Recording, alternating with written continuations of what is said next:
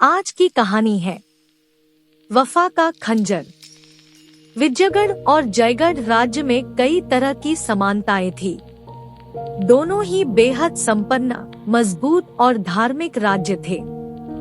दोनों राज्य के रस्मों रिवाज ही नहीं बल्कि बोली भी एक सी ही थी। यहाँ तक कि विजयगढ़ और जयगढ़ राज्यों की लड़कियों की शादी भी एक दूसरे राज्य में होती थी। अंतर की बात करें तो यही था कि जयगढ़ की कविताएं विजयगढ़ वालों को पसंद नहीं आती थी और विजयगढ़ वालों का शास्त्र जयगढ़ वालों के लिए धर्म के समान था।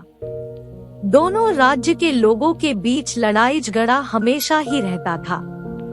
इन राज्यों में से किसी में भी तरक्की से जुड़ा कोई कार्य होता तो दूसरा राज्य वाला यह समझता था कि उससे उनका नुकसान होगा।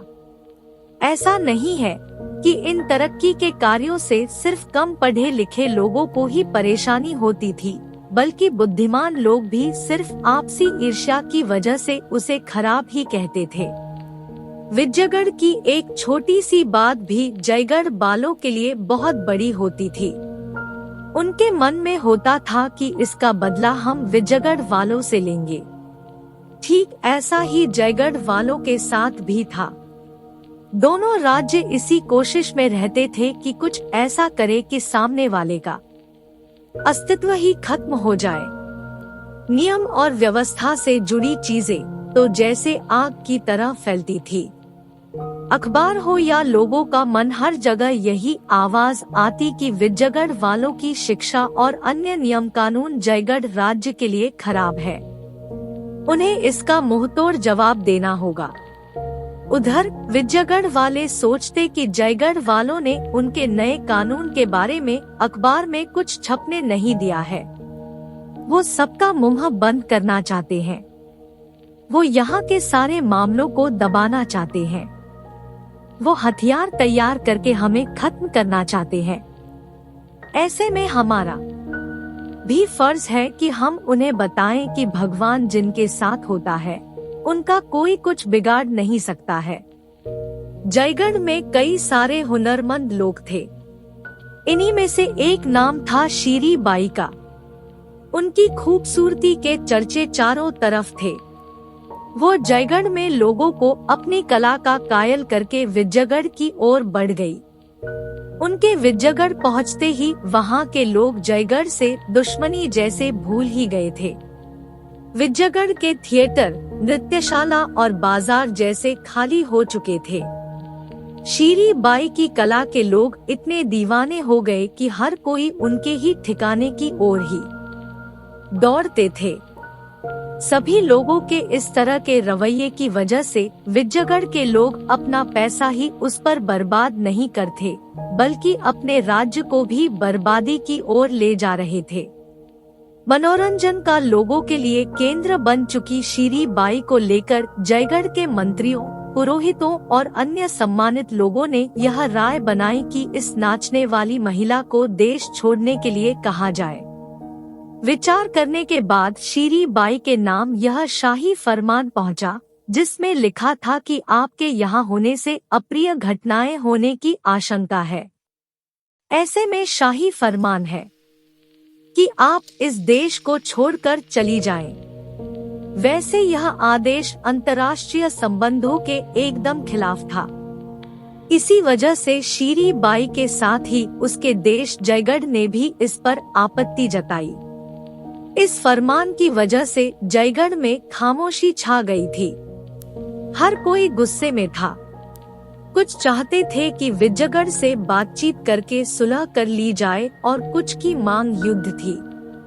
फरमान आए हुए लगभग एक दिन हो चुका था। लोगों की तरफ से आवाज आने लगी, युद्ध युद्ध। यह सब सुनने के बाद युद्ध मंत्री सैयद अस्करी ने कहा कि अब तो लोगों ने भी बता दिया है कि वो क्या चाहते हैं। अब लड़ाई का ऐलान करने में देर कैसी। इस पर एक सेठ ने कहा कि क्या सारे लोग लड़ने के लिए तैयार होंगे। युद्ध मंत्री ने कहा कि शायद बहुत ज्यादा तैयार। सेठ ने पूछा कि क्या आपको यकीन है कि फतह मिलेगी। अस्करी ने जवाब दिया, हाँ, बिल्कुल यकीन है। तभी लोग आपस में जंग कहते हुए हथियार एक दूसरे को बांटने लगे। ठीक 30 साल पहले भी एक जबरदस्त लड़ाई हुई थी, जिसके कारण जयगढ़ हिल गया था। युद्ध में कई सारे खानदान तबाह हो गए थे। सब कोई एक दूसरे के खून का प्यासा हो गया था। उस वक्त पूरा जेल देशभक्तों से भर गई थी। आजादी की लड़ाई लड़ने वाले जांबाज में मिर्जा मंसूर भी थे। मिर्जा को पूरा दिन जेल में हथौड़ा चलाना पड़ता था और बस आधे घंटे के लिए नमाज की छुट्टी मिलती थी। उसे हमेशा ही अपने बेटे मंसूर की याद आती थी। इस याद में उसका मन करता कि गंगा में डुबकी मारकर भाग जाऊं और अपने बेटे से मिलाऊं। एक दिन यह इच्छा इतनी प्रबल हुई कि वो सही में गंगा में कूद गया। रात भर वो गंगा में गोते लगाता रहा। किसी तरह सुबह वह किनारे तो पहुंचा, लेकिन उसके शरीर में बिल्कुल जान नहीं बची थी। सांसें चल रही थी, लेकिन हालत अधमरी जैसी थी। किसी तरह हिम्मत करके वो आगे बढ़ा और अपने बेटे अस्करी से मिलने के लिए पहुंच गया। फिर 3 दिन बाद मंसूर अपने बेटे अस्करी को अपने गोद में लिए हुए विजयगढ़ पहुंच गया। अपने हुलिया और पहचान बदलकर मंसूर ने मिर्जा जलाल नाम रख लिया। शरीर इतना हट्टा कट्टा था कि उसे सिपाही बना लिया गया और होते होते वो पहाड़ी किले का सूबेदार बन गया। भले ही वो जयगढ़ को पीछे छोड़ आया था, लेकिन देशभक्ति उसके दिल में कूट कर भरी हुई थी। वो हमेशा अपने बेटे अस्करी को जयगढ़ दिखाकर कहता था कि वो तुम्हारा वतन है, वहीं के तुम हो। जब भी तुम्हें मौका मिले अपने देश की सेवा करने से पीछे मत हटना। पिता की इन सभी बातों से अस्करी के दिल में बड़ा प्रभाव पड़ता था।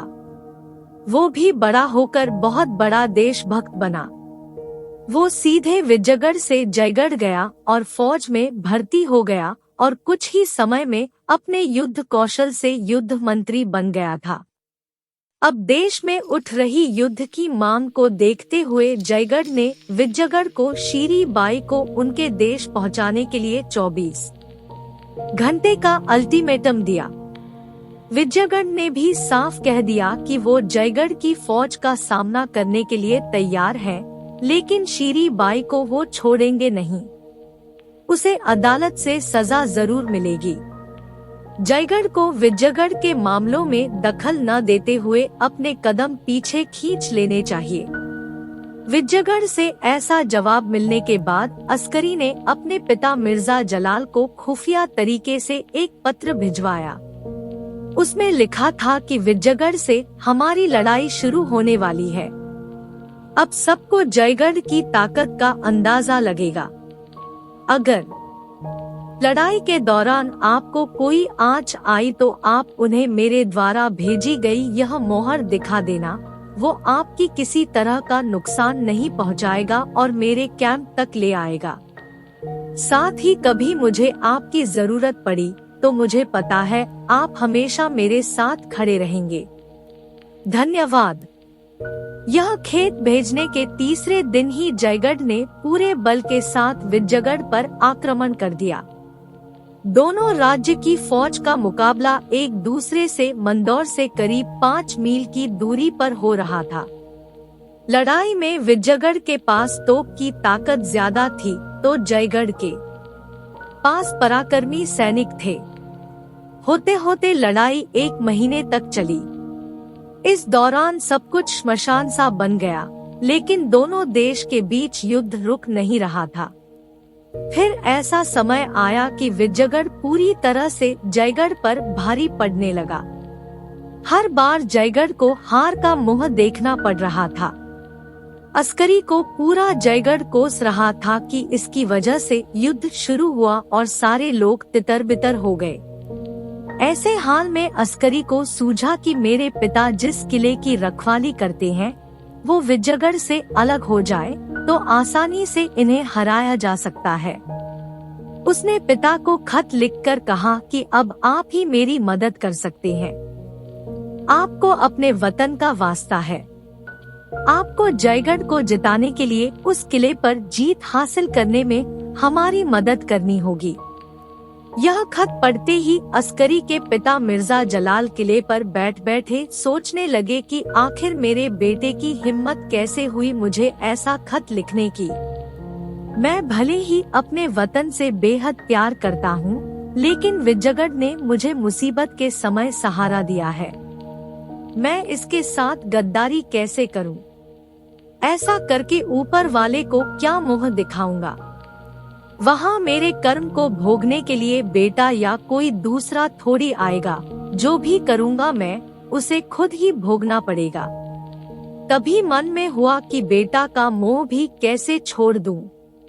तब तक शाम ढल गई थी और जयगढ़ में विजयगढ़ की अफसर की वर्दी पहना एक इंसान अस्करी के टेंट से बाहर निकाला। फिर वो विजयगढ़ के घायलों की लाइन में जाकर जमीन पर तुरंत लेट गया। जैसे जैसे रात हुई जयगढ़ वालों ने विजयगढ़ के किले पर हमला कर दिया। इस अंधेरे में गोला बारूद उन्होंने चला दिए। आराम से सब कुछ करते तो कम से कम ज्यादा लोगों की जान भी नहीं जाती और विजयगढ़ वालों को कुछ पता भी नहीं चलता। तभी मिर्जा के मन में हुआ कि ये लोग यहाँ तक पहुँच तो नहीं पाएंगे, और अगर पहुँच गए तो मुझे क्या करना चाहिए। फिर मन से आवाज आई कि 30 साल से जिस जगह से इज्जत मिली उनके साथ दगा करने की मैं सोच भी नहीं सकता। बस तो क्या करना है वो तो तय ही है। फिर अंदर से आवाज आई, क्या दगा करना हमेशा गुनाह होता है? अपने वतन के दुश्मनों से दगा करना गलत होगा क्या? तभी आसमान की तरफ से शोर होने लगा। शायद हवाई जहाज का शोर था। जयगढ़ वाले जीतते हुए नजर आ रहे थे। वो तेजी से किले की तरफ बढ़ रहे थे। मिर्जा के मन में हुआ कि ऐसा करना उनकी गलती है। किले का दरवाजा काफी मजबूत है। किले के पास पहुंचते ही वहां से बंदूकें चलेंगी, जिनके आगे 1 घंटे भी टिक पाना मुश्किल होगा। मिर्जा ने सोचा कि इतने सारे लोगों की जान क्या मैं जाने दूं? यह सिर्फ लोगों की जान जाने से भी ज्यादा खतरनाक है। जयगढ़ की पूरी सेना यही खत्म हो गई तो जयगढ़ की तबाही होना निश्चित है। ऐसा ही चला तो विजयगढ़ कल तक जयगढ़ पर जीत हासिल कर लेगा और मेरे देश की मां बहनों की जिंदगी भी खतरे में आ जाएगी। क्या अपने मजहब और लोगों को विजयगढ़ का इस तरह से निशाना बनने के लिए छोड़ दूं? उफ़! ये जहरीली गैस किले के अंदर से कैसे आ रही है? क्या किसी जयगढ़ वाले ने कुछ किया होगा? ओह, यह तो यहाँ से सैनिक भेजे जा रहे हैं और किले की छत पर तोपों को चढ़ाया जा रहा है। अब जयगढ़ वाले किले के पास पहुँच गए। विजयगढ़ में होने वाली जयगढ़ियों की दुर्दशा को अब कोई नहीं रोक सकता। काश मैं कुछ कर सकता।